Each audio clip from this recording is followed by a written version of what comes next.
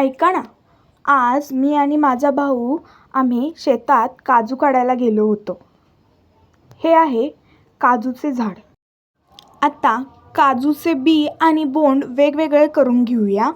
काजूचे बोंड खाण्यात येतील तर बी भाजून त्यातून काजू काढण्यात येतील. हे काजू बऱ्यापैकी सगळेच पिकलेले आहेत, कारण हे काजू लाल झालेले आहेत. साधारण एवढे बी यातून निघालेले आहेत. हे उद्या सकाळी चुलीत भाजण्यात येईल. त्याचाही व्हिडिओ लवकरच चॅनलवर अपलोड केला जाईल. ह्या ओल्या बिया अजून तयार झाल्या नाही आहेत. चला मस्तपैकी आता काजूचे बोंड चिरून त्यावर मीठ टाकून खाऊया. काजू खाल्ल्यानंतर भावाची रिॲक्शन बघा.